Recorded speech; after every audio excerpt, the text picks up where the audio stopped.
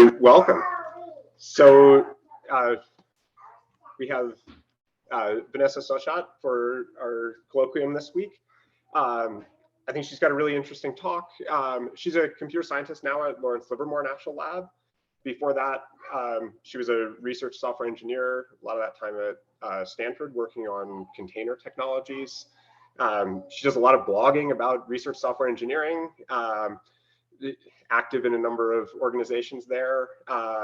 Should be a pretty fun talk. If you want to screen share or however you're going to get started, I'll go ahead and hand let's see how this works. I will change diapers and then watch the rest of the talk. Okay. Do y'all see my slides? Yes? Someone say yes? Okay, excellent. Yep, I see a thumbs up. Alrighty, so hi everyone. I am indeed Vanessa Sochat. I'm a computer scientist at Lawrence Livermore National Lab, and I'm here to tell you about the software complexity puzzle, or more specifically, work that we're doing at the lab to prevent a lot of gnarly errors that you get when you're building and running your software. So let's start with some basics. Probably most people in this digital room, or actually there might be a virtual room too, you've probably heard of package managers. So package managers are software that we use to install software on our computer. So you say, hey, apt-get, install me this software. And so what any of these package managers are going to do is they have some database of packages, they look at the recipes, they look at your system, they say, okay, here's the dependencies I need to install. There's usually a solve going on in there. And then magically you get software on your computer. Yay. High performance computing, though, a little bit of a different story. So high performance computing, if I could say anything, is defined by complexity. We have compilers and networks, vendors, libraries, GPUs, architectures, oh my, so many different things. So we have this special package manager that's called Spec. It works similar to the other ones. So Spec also has a little database of these package recipes, and you say, Spec, install me this package. So Spec says, okay, I'll find the recipe. I will give that recipe and some other things to the solver to figure out the solution the exact way that I'm going to do it. And then we're going to install it. It's on your computer. So like, yay, let's Spec install all the things, right? Because like, it's just always going to work. And then, oh no. So in practice, installing software is just not that easy because of the HPC complexity thing. So to be fair, this isn't on HPC, this is from a GitHub action, but you can just see the pain in this error message and having to try to figure this out. So the core question that I want to present to you today that's behind this project is like, why won't my software build? Are there ways, maybe something we can add to the solver to prevent these build errors? And since we're in this HPC place and we want to reuse things, can we reuse our dependencies? So this is kind of the core of this build SI project. Build, of course, doesn't actually mean build. It means binary understanding and integration logic for dependencies. Take a breath, that's a long thing, okay? I am working specifically on the binary analysis portion. So specifically, and don't worry, the words in purple we are going to talk about, we think that adding a model of ABI compatibility to a package manager solve can help to avoid these build configurations that are going to lead to like nasty errors. So we're developing a model that's based on binary analysis that maybe, hopefully, will be able to predict these build errors. And so a successful result will mean we'll be able to take that model, put it back into that Spec solver, and save a lot of developers some pain of getting those error messages. So the plan for today, we're first going to talk about Spec a little bit more. Got to convince you that we need to use it. Next, we're going to talk about ABI, or application binary interfaces. Then we're going to talk about tools. Well, to be fair, one primary tool that is sort of used in industry to measure ABI compatibility.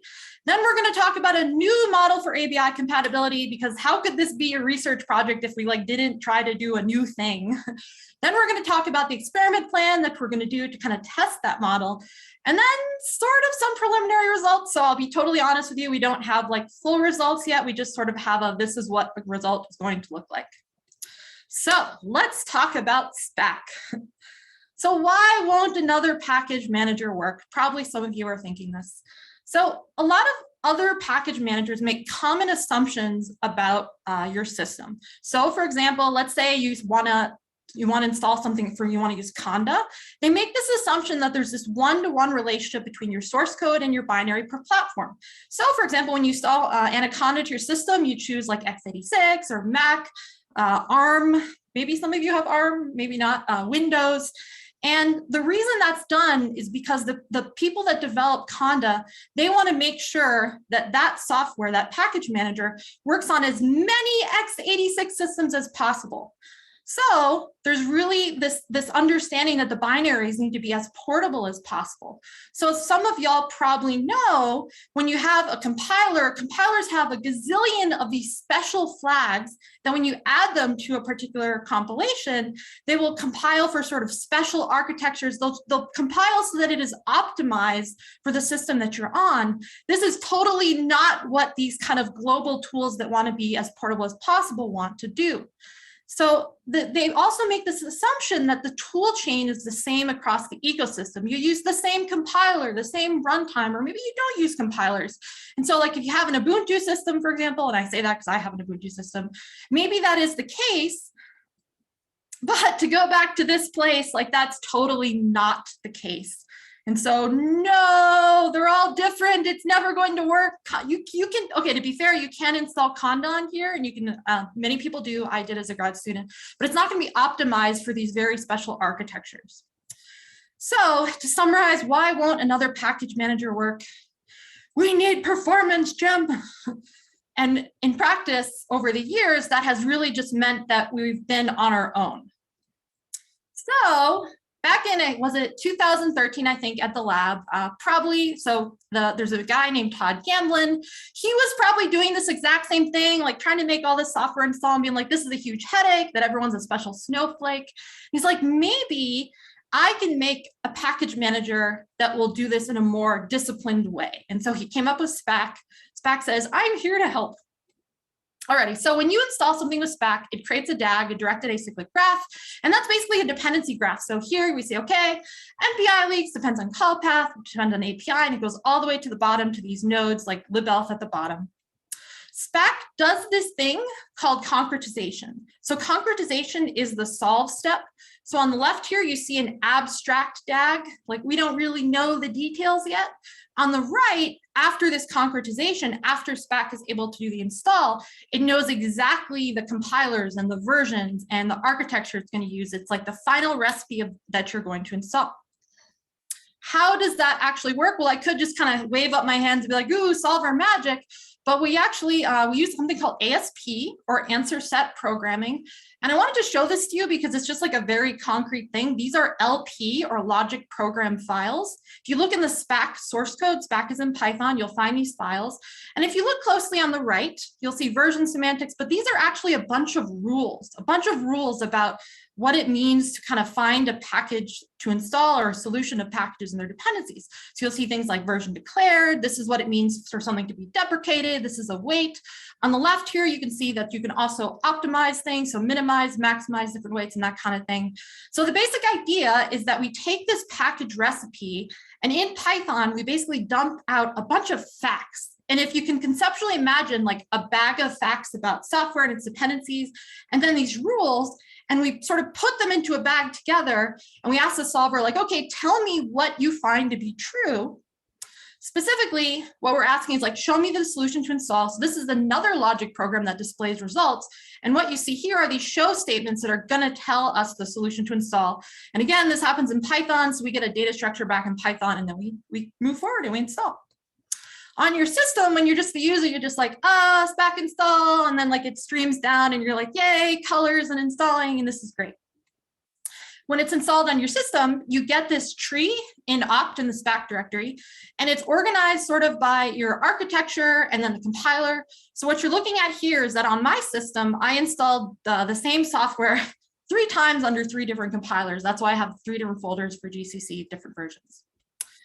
So that is Spec in a nutshell. If you want to learn more, go to the GitHub right there, Spec. Now let's talk about something cooler. Application binary interfaces. Alrighty, so some of y'all are probably familiar with an API, an application programming interface. And this is asking like, how can I, the developer, use this application? So if you read an API spec, you might find out, oh, there's this RESTful endpoint. If you ping v2 containers, I'm going to give you this JSON blob back with a list of containers. It could also be simple, like this library A provides this function B. So generally an API is a promise that if you make this function call with these parameters, I promise you this particular result. Now an API, when people say API, they're sort of, at least I've noticed in the last year, is they kind of are talking about two different things, and I want to go through those today. So the first might be an API standards document. So what you're looking at is the System 5 application binary interface document. It is a chonker, 150 plus pages PDF. Yes, and if you look in here, you're going to find sections like this that talk about how to pass parameters for this kind of system, specifically the registers that you should use for all the different types and different circumstances. So like, why the heck would you read this? Well, you might read it if you're a compiler author. So for example, if you work on anything in the LLVM source code, you might want to double check here and make sure it's implemented. So technically one kind of bug, an ABI bug, is if like a compiler author literally does something wrong. They don't follow the standard. These kinds of bugs are pretty rare. They're cool when you find one. If you find one, I've never found one. I thought I found one once and I actually didn't. The cooler part about kind of the standards committee is there's a lot of sort of culture and community, and probably a lot of you have heard of the C++ standards committee. So within this committee, there's like this huge debate, and it's between like breaking ABI to move the language forward versus like not breaking ABI and keeping the promise of ABI, but then not moving the language forward.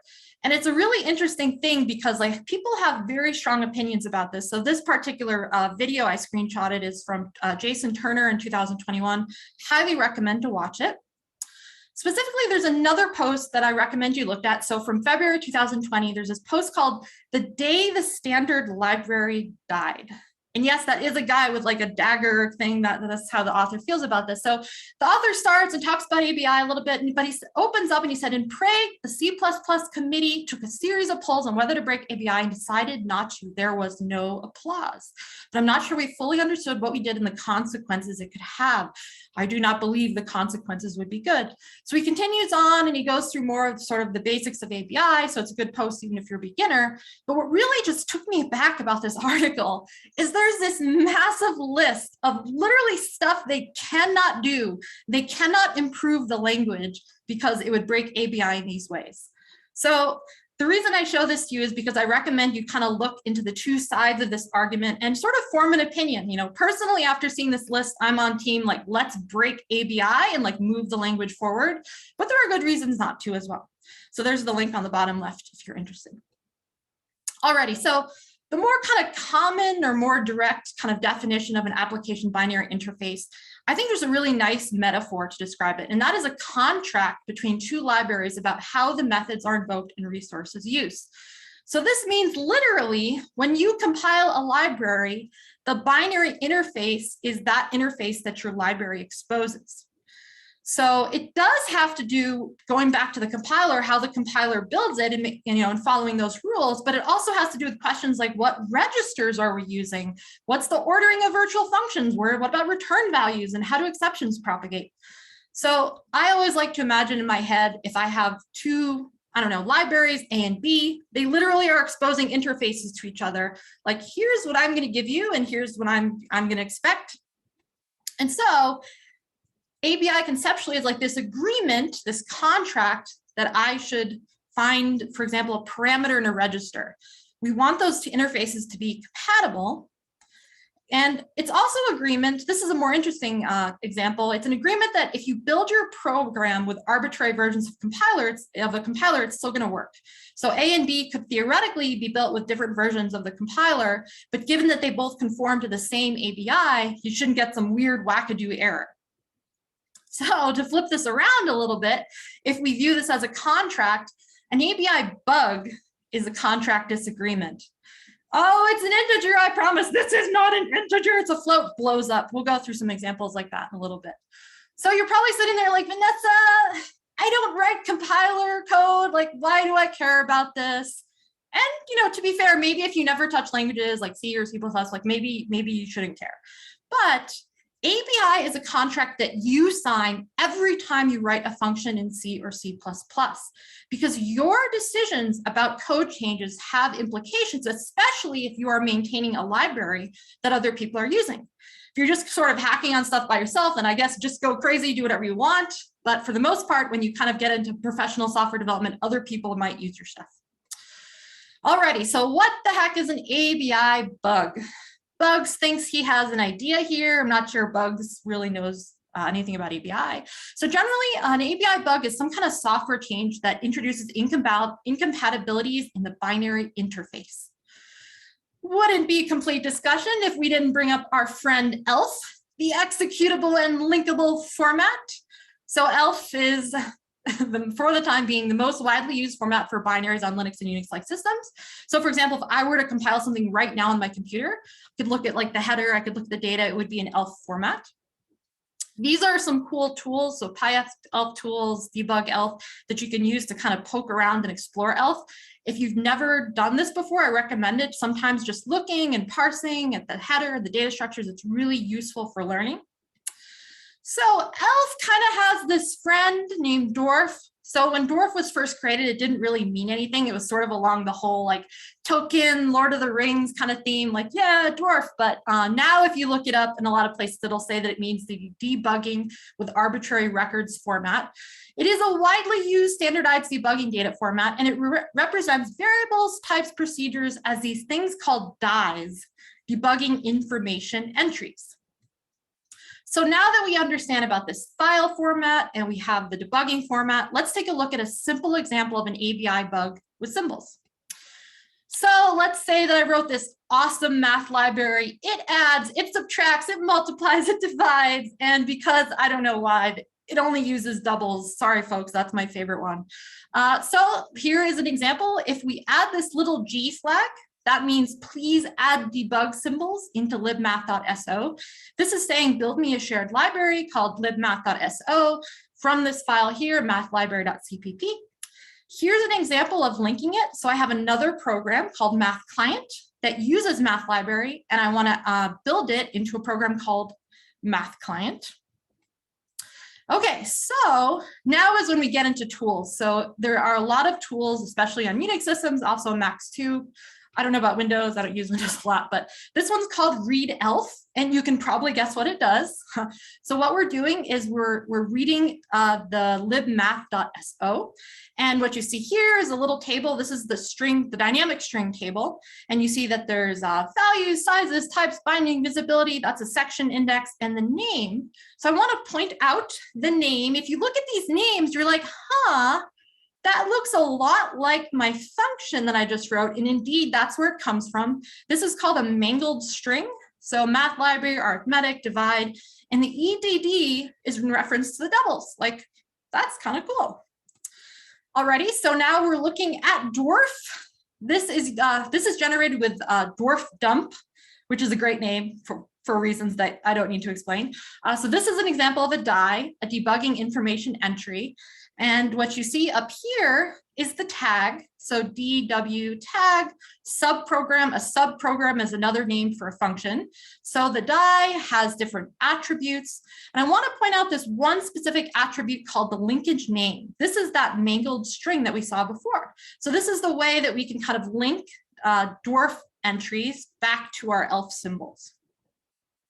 So what happens then if we change the signature? Well, I don't always change my function signatures, but when I do, I break ABI. That's what's going to happen, folks.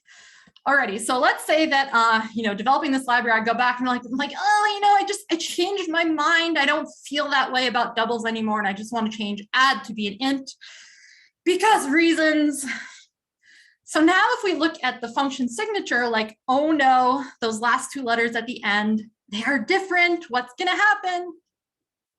Well, here what we're trying to do is we have the original binary built with libmath.so, linked with libmath.1.so, runs okay. There's my extremely awesome math calculations. But what if we take that original binary built with libmath, but want to ask, what if we do a trick? So like, what if I'm like this evil sysadmin and I'm like, oh, so I'm going to update the library libmath to version 2, but I'm not going to tell anyone. I'm just going to like copy it over the first one and like keep the same name. Then if like, you know, if I'm a grad student and I come back late, like the next day and I run my middle math client, I don't know what happened. The sysadmin did something. Oh no, symbol lookup error. I can't find that symbol. And it makes sense, right? Because like it literally, EDD doesn't exist anymore. It's an EII. So here's another example. Let's say that we have an old program and we want to link it with a new version. So here I am again, the grad student, like trying to make things right. Okay, I'm going to rebuild my math client and I'm going to use the new version. Well, I'm still going to get a bug, but at least this time, this is like something that totally I can see. I'm like, okay, clearly I need to update my code because this function doesn't exist anymore. At that point, I'd go to like the source code. I'd probably be like, oh, they changed it to an int, my life. And anyway, you'd fix it. So this is a very simple bug, but it's still sort of an ABI bug technically. So a more common example, a more interesting example is a library dependency incompatibility. So let's go back to that HPC place. I guess arguably we never left. We have a lot of compilers sitting alongside each other. So let's say I have some library version 1, and there's a binary version 1 that uses the library version 1. This is just the case we were talking about, right? So the sysadmin comes along and they upgrade and they add library version 2, and we want to use binary version 1 with library version 2 without rebuilding it. So this is sort of what was happening before. I didn't explicitly name what was going on. How does this reuse thing work? Dynamic linking, of course. No, not that kind of linking, but that kind of linking is also very good. So what is dynamic linking? We use dynamic linking to combine an ELF executable at runtime with libraries to create a runnable program. Why do we do it? Let me count the ways. So the first thing is that it's obviously easier to upgrade all programs that use some library. Instead of needing to rebuild every program on my HPC, I just sort of like point them at a different library. This means that sharing code at runtime, it can reduce memory. It also obviously means that we're using a lot less disk space because we're not building every library we need into every, executable and making these chunkers. And it also means that theoretically, given that everything is ABI compatible, that you can replace with alternatives with the same binary interface. So how does it work? So now let's use that same read ELF, except this time, let's look at our math client. These are all the functions that the math client uses. And so the only thing that's different here is you're going to see this undef.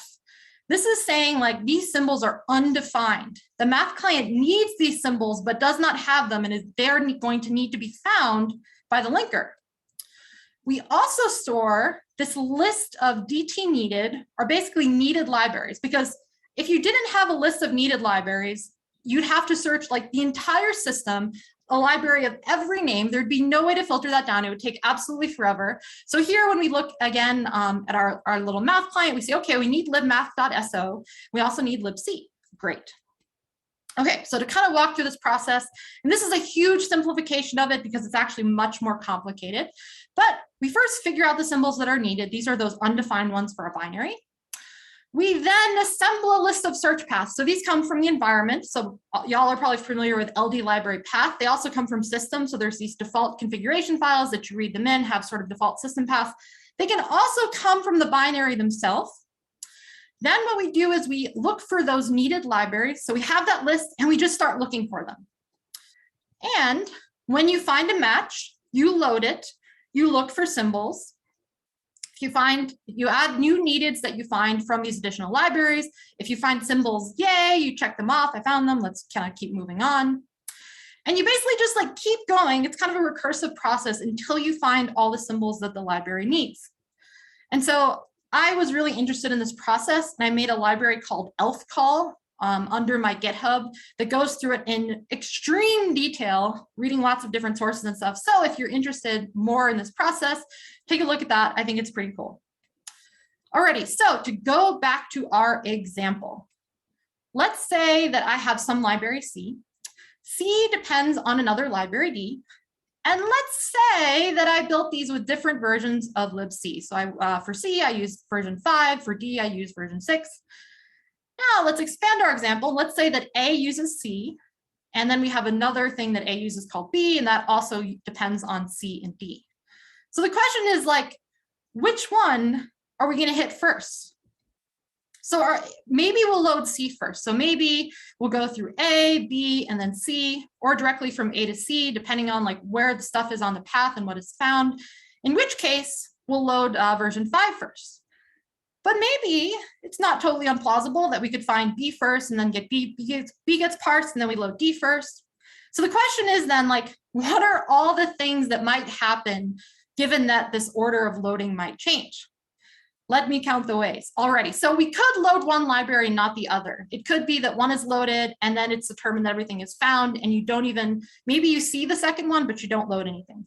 It could be that you also load both libraries and mix the symbols together in some terrible symbol soup that results in some really awesome errors. It could also be that you load both and you use only one. Again, maybe you load it, but then you're, the symbol's already found.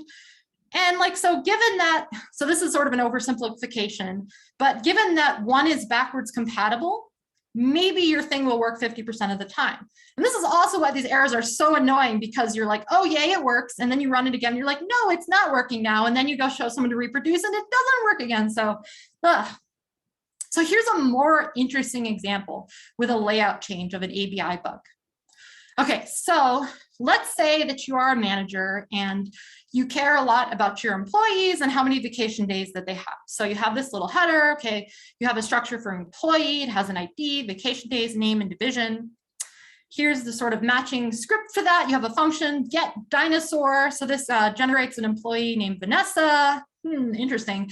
Employee ID 1234, 95 vacation days. This is Vanessa Sochat from Livermore Computing, and that function returns the employee. So we compile this into libgetEmployee version 1. Now we have another program called print employees that, well, it does exactly that. It says, okay, this is the employee number, has this many vacation days, which is going to be Vanessa, this name from this division. Alrighty, we compile that into print employees version 1. And then we run it. And you know what, it works. Employee number 1234, I guess that's me, has 95 days vacation. Woohoo, that's a lot of vacation. Vanessa Sochat. Alrighty, so now let's say that for just, I don't know, that you're the leader of this organization and you have to manage everyone in the world. And all of a sudden you realize that choosing an integer was a really bad idea. The reason is because the integer range, well, it would never hold the world population. So you're like, it's okay. I'm just going to change it to a long, and this is going to fix all of my problems.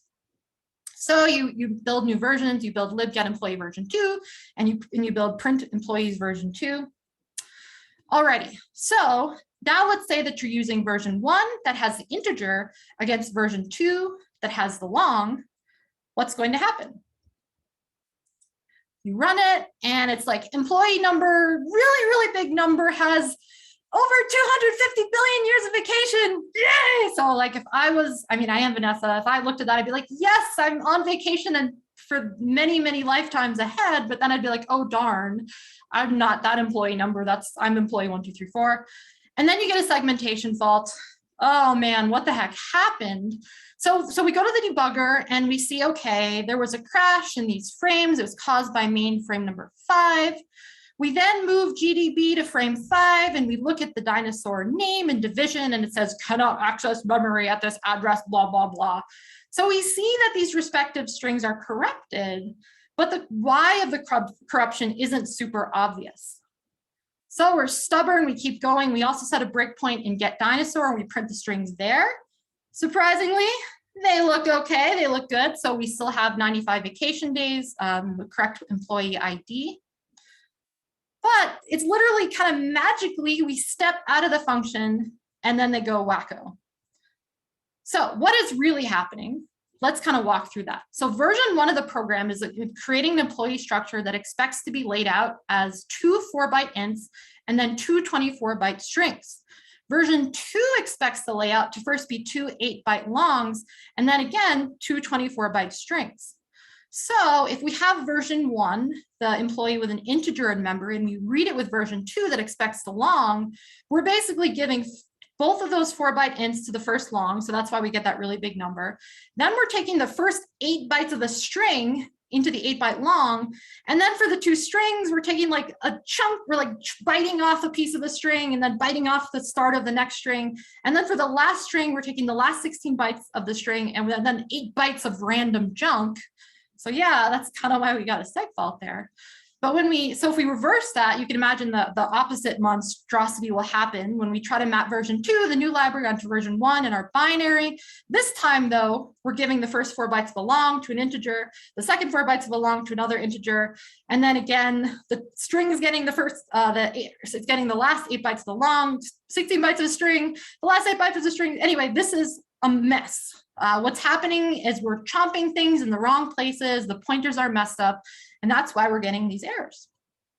So this is just one very easy example. There are so many kinds of ABI issues, like I don't even think anyone is actually ever sitting down to kind of write them down. Generally though, it's anything related to sort of templating and inlining, adding data members to an existing class, adding default arguments, virtual functions, and more. Oh, so what do we do? ABI compatibility tools. You're my only hope. So let's talk about that next. Tools for measuring ABI, or more specifically, one kind of main tool. So there's sort of two questions that these tools get at. The first is like, okay, I have library version 1 and I have library version 2. Are they compatible? The second question is more specific. It's like, given this binary that I know already works with version 1, can I just swap in version 2? So this first tool, the main one that we're going to talk about, is called libabigail, the ABI Generic Analysis and Instrumentation Library. It is developed at Red Hat. I know it's used by the Android teams at Google. It's probably used other places too that I'm just not aware of. So libabigail is based on this idea that you dump out a corpus, or more than one corpus would be a corpora, for binaries and for libraries. So the corpus is an XML, some of our favorite data structures, right? So here's an example. This was generated with a tool called ABI-DW. And you kind of see similar stuff that we saw before. So here's a section with ELF function symbols. They have names, they have types, they have bindings, visibility. Here again is those ELF needed. And if we could scroll down the screen, we would also find a bunch of sort of dwarf sections represented in XML. Yeah, it's super ugly. Like I don't wish this on my worst enemy to have to parse this, but it sort of works. So more realistically, when you're asking this question, is library version 1 compatible with library version 2? You don't really want to dump out XML and have to like even see XML, think about XML. So there's a tool called ABI-diff that's going to sort of handle this internally to libabigail. So the idea of ABI-diff is that you basically provide, it's exactly what it sounds like, it's a diff. So you provide the first library and the second library, and it's going to tell you what's different. So here's running ABI-diff on libmath version 1, libmath version 2, and it says, oh no, there's a removed function, the one with add with the double, and there's an added function, add with an int. So it's not smart enough to be like, you renamed this. It only sees that there's one symbol removed and one symbol added. So this more complex question, given there's a binary, this is addressed by this tool called ABI-compat. And it's actually very similar in terms of interaction, except you just insert the binary as the first argument. So you have 3 arguments instead. And this one is a little more intelligent because it's giving you the answer sort of in context of your library. It's saying this function add with double was removed. And this would return a non-zero exit code so you know that something was up. So this is Ben Woodard.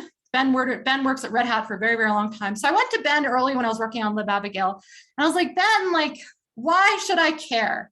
Like, do I really need to care about these things? I want an answer from someone who's like a seasoned expert.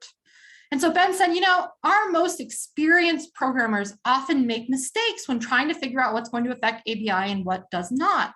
It's something that's really hard to get right. And that's exactly why we made this tool. As programmers, just like use it before you release something.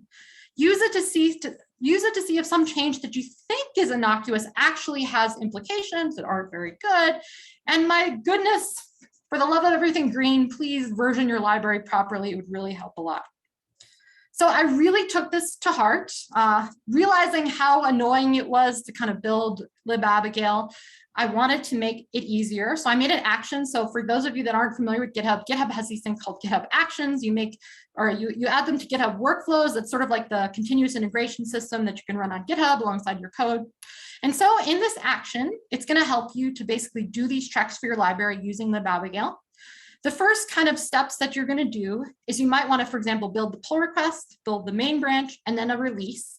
And the way that I would recommend doing this is actually if you're already releasing containers or binaries for your software, you can actually just like pull them down.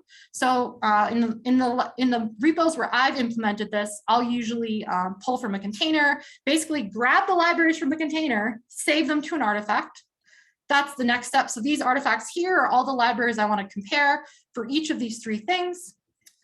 And then once you have all those artifacts, you basically sploot them out into this matrix of ABI diffs, and you can basically compare the pull request against main and the pull request against release for all the different binaries. So this is what it sort of looks like when it's running. And this is exactly the same error that we just saw. So the little like sweaty smiley face is because I have a parameter in the action that allows failure, so it passed. But normally, if there's a return value of like 12, it's going to return. It's not going to pass, and you're going to see red. Alrighty, so that is libabigail. So we want to kind of improve upon libabigail, make something for solvers. So we are trying to work on a new model for ABI. So how did this happen? Well, I suspect maybe back in the day. So I wasn't at the lab yet when they first created this project, but there was probably a wise elder. Actually, he's not that old. He's like almost the same age as me, so I shouldn't say that. There was a wise elder named Todd Gamblin that said, I wonder if we could add information about ABI to the Spec solve. And then Yoda flew in and was like, I don't know, metadata, you must do. So we came up with this model. Actually, someone else in my group did, but let's walk through it to kind of explain it. So here you're looking at a function. This is a function from curl. It looks like it's getting some kind of MIME name. So how would you read this function to someone if you had to kind of like read it out into a sentence? Well, you might say binary curl has exported function curl MIME name with parameter name that is this type constant char, which is a pointer, and you do that for the other parameter too. So then if you think back to those facts, that ASP that I showed you, we can then make this, this fact that's called an ABI type location that basically has all that information, but just in this ASP form. And we're also adding here the register that we would expect that to use. So there's the return value and then the two parameters part and name. Then we can just put it in the Spec solve. You can imagine a very simple comparison would be like, I need the symbol. Is the symbol there? But there's more complex comparisons we could do. So to implement this model, we created a tool called Smeagol. So technically it's like symbol modeling eagle, but I totally named it based on like the token reference, and the name is misspelled purposefully because this is eventually going to go to like lawyers at the lab, and we can't be referencing a character from Lord of the Rings. So Smeagol is basically going to, similar to libabigail, you'll run it on a binary or a library. So here we're running it on libfoo. It's going to output JSON, because I like JSON better, and I wrote Smeagol, and that's just the way it's going to be. And then the JSON we can convert into ASP, and the ASP we can put into the Spec solver, and then hopefully be able to predict some of these build failures. So how are we going to test this? Well, we have a plan, an experiment plan. We're going to start with the Extreme Scale Scientific Software Stack, or E4S, super big in HPC if you haven't heard of it. And we're sort of making this assumption that if we force a library to link with all versions of every dependency, and this is an action we're calling a splice, that's a good way to generate ABI issues, because generally that is not intended to happen. So we're going to start with every package P in E4S that has tests. There are about 42 of those packages. You can see them on the list on the right. And then for every dependency of that package, that's also an E4S. So here in the purple, I'm just basically looping through it in Spec. That's kind of how it works in Spec. So we see that these are the dependencies for a package named caliper. Then we're going to do that splice thing, perform a splice of that dependency into the package. And so just to kind of concretely show you what I mean by a splice. So if we ask Spec to install caliper now, it's going to choose this version for Poppy, which is one of its dependencies, 6.0.0.1. but check out all these other versions we have. So we're literally going to like take each of these versions and force it to use them. And that's going to be the splice. Then we're going to ask, did it work? So did it work means, did the splice actually work with Spec? What prediction does each tool make? So we have libabigail, we have Smeagol, we actually have a couple other ones that I just don't have time to talk about in this talk. And then do the Spec test. The reason we needed to choose test is because we need to confirm that the test still successfully run. Because you could totally imagine that a splice works and like the tool's like, yeah, it looks great. And then you run the test and everything just totally fails. So to do this, I wrote a tool called Spliced, and it's going to do that. So the basic idea of Splice is that you can represent an experiment in a YAML file. So here's an experiment for curl, and then Splice is going to generate commands for you. So here's just a showing of some commands to run splices for curl. What that means in practice, so here's looking at a full command, is that it's going to concretize. So it's going to do that solve for whatever curl version I've chosen. Then it's going to do the splices. Then it's going to do the predictions. And since we're running this on HPC, we're going to run it massively in parallel so it doesn't take forever. And then it's going to generate a bunch of JSON output that we'll have to figure out how to parse to kind of get our results for the experiment. Already saw results. Yeah, just kidding. So we don't actually have results yet because we haven't actually run this because our allocation is not totally there yet. Anyway, there's a lot of little issues that we're still working out. But thankfully, I was able to kind of run some demos so I can at least show you what we're going to expect. So here we have a matrix of libabigail predictions for a package called Swig. On the right side, these are different versions of Swig. So there's one called Fortran, there's 2, 3 kind of version family. Down here, we have different dependencies and their versions that we want to splice in. And up here, we have a scale between 0 and 1. I know the color bar is just really bad. Should not have chosen that color scale. I regret all my life choices. So the 0 and 1 represents the percentage of predictions that libabigail says are going to work. Because for each package that we install, there's actually many different libraries and binaries. So it's going to be a percentage of those. So this result is pretty obvious that it's saying that Swig is basically only predicted to work for basically the newer version, so 4.02, with and without Fortran, with those particular versions of package config. And the rest in the brown, it's basically saying like, nope, no way. I can tell you, knowing about libabigail, that libabigail does check the SO name. So I have a feeling that's why it is saying it's not going to work, because it just failed off the start with a different SO name. We might need to disable that if we want to sort of force the splice to happen. So here is an example of symbol overlap. So one of the tools I didn't talk about is called Symbolator, and it's really stupid. I wrote it. It's doing kind of what we talked about. It's like creating bags of symbols and then like looking at the set overlap and being like, there are some missing or there aren't any missing. It's going to work. So this has a similar pattern of predictions. I apologize. This was a clustering. So the matrix columns and rows are not the same, but we see that 4.02 and 4.02 Fortran have a pretty good set here that are predicted to work. And then for the Spec tests, so it looks like Spec tests were able to run on maybe one more, but it looks like the pattern's actually pretty similar. So that's kind of cool. I don't know what it means yet because this is just very early stuff. So kind of this is what we'll have to also do is look at example output. So here's an example of libabigail, and this is a good example to look at because it's a more robust example than the ones we looked at earlier that were just like the symbol changed. First, this is saying the SO name changed, so that's the prediction that I made. But now we're also seeing a lot of other different errors that libabigail says why it's not going to work. Alrighty, so like to kind of step back a little bit, what do we want to show here? Well, we want to be able to show that our model, Smeagol, has some ability to predict incompatibility based on assessing with Spec tests and compared to these other prediction tools such as libabigail. And if Smeagol, that's a big if, because it may not, if Smeagol can be used to predict these ABI errors, we can basically take that model, which is already sort of ASP ready, add it to the Spec solve, and then avoid builds predicted to break. Yes, software builds new ABI issues. Okay, so that's like super unlikely, but you can imagine that maybe a few less developers will cry. So what should you take away from this? Because you're probably just like, oh, Vanessa, like, I just don't care. That is totally okay. I just want you to be aware of ABI. Like it's very contentious. It's this thing that's out there. If you write C or C++, it's maybe something you might care about, maybe not. Also, if you are writing software, like on GitHub, check your ABI. imagine a world where everyone checked their ABI and then the problem wasn't like passed down to the package managers, which is sort of what's happening right now. And then finally, version your libraries. That was from Ben. Ben is begging us to version our libraries. That's the SO name. And then maybe in the future, there won't be any more API issues. Probably not, but like one can hope again that like there will be slightly fewer developers crying if we do this a little bit better than we do now. So thank you. That is all I got.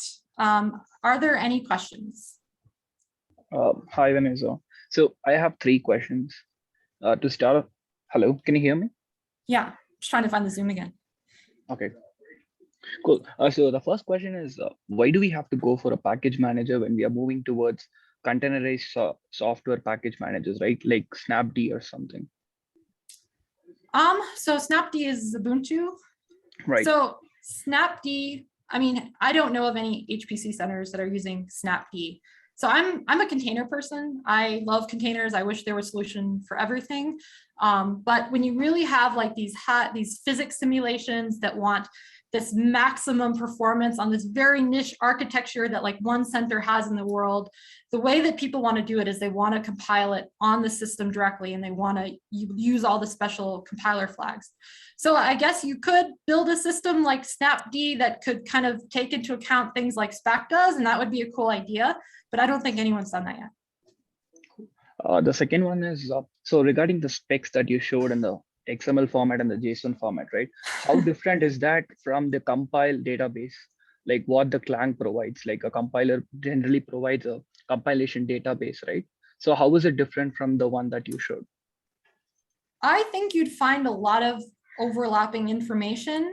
I think the IR of libabigail, so the internal representation of libabigail, is designed in a way to provide a data structure that is able to kind of quickly run these comparison operations. I've never tried to do the same, like, I guess I don't have a good answer to your question because I've never tried to use anything from a compiler database. I sort of go to these tools knowing that they've been developed for decades and there must be some reason why they just didn't use a compiler database off the bat. Cool. The third question is like, can I provide the XML spec or the JSON spec directly to a debugger? Like, let's say I'm using VS Code and I am providing an option of additional SO. And like you mentioned, that if there are multiple versions of it, V1 and V2, so will the debugger be able to pick based on the ABI spec that you just showed? Instead of loading both the libraries, can it predict like which one to pick? So that way we can reduce the error, right? Yeah, so I think that's a really cool idea. If, for example, libabigail had support to be like a plugin. It's a really old school developed library. There's a lot of those, excuse me, at Red Hat. So there is no support for plugins and that kind of thing. I would actually, so the library is on Sourceware, I think. I would open an issue and or email the list or whatever they have on there and kind of mention that because I think that's a cool idea. And probably there are other tools. I'm actually really old school. I use like Vim and Gedit on Ubuntu, so I don't use a lot of IDEs with plugins and whatnot. So I don't have a lot of expertise there. Right. But I think it would be an idea worth pursuing for these specific tools, and I wouldn't be surprised if there are already plugins that can help you with that kind of debugging. Okay, perfect. Thanks a lot. Sure.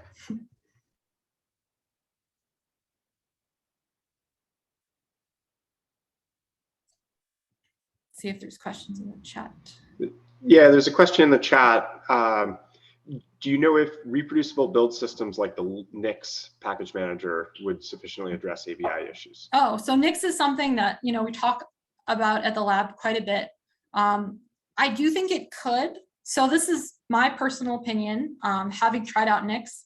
I think that the way that Nix made sort of their own data structure, I think it's a little bit too much of a learning curve for sort of the average person to quickly want to take up and then use it. I think Nix itself is very powerful and it potentially could, but I think that just that user interface, the learning, I think that's going to prevent it from really taking off like it could.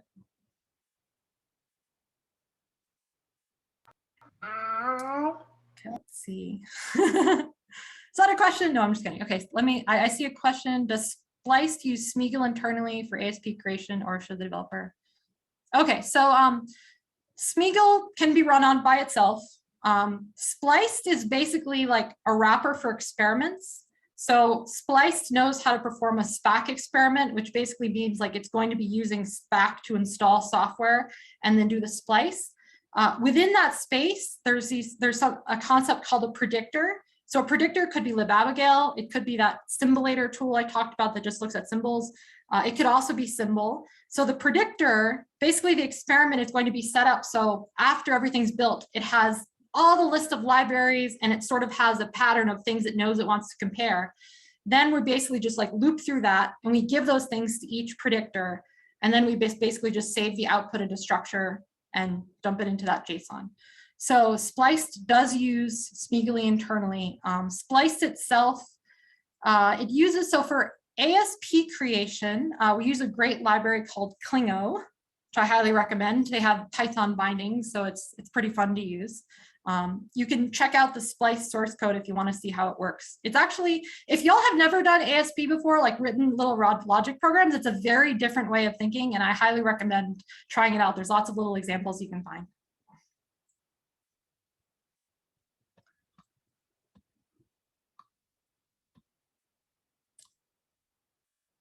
Any more questions? How'd y'all like the bus yesterday in the what was it, the sinkhole? Yeah, a fire and a sinkhole the same day.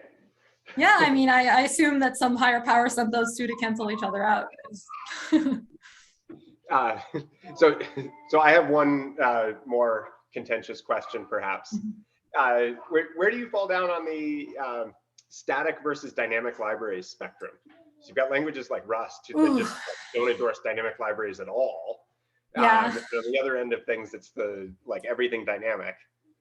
Yeah, so I feel like if I take a strong stance on this, I might get tarred and feathered since I'm at a national lab. But I will just say that I really like Go and I really like Rust. And I'll leave it at that.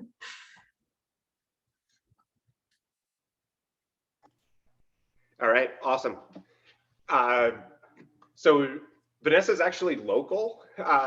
And so if you have like more things you want to talk with her about, she's in the same time zone. And yeah. Anyway, you can certainly. Yeah, and I'm on Twitter and GitHub. I'm VSOCH, VSOCH. And if you have questions or you, I don't know, any, like ping me on Twitter, ping me on GitHub and some project that I have. Programming is like my passion, my love. I thought it died down when I get older, but it hasn't. So if you have that problem now, it's going to be a problem for a long time, just a warning. But yeah, I always like to kind of help and work on fun projects. So I'm around. Awesome. Thanks so much. And thanks to everybody for coming. Yeah, thank you for having me. Have a good rest of your day.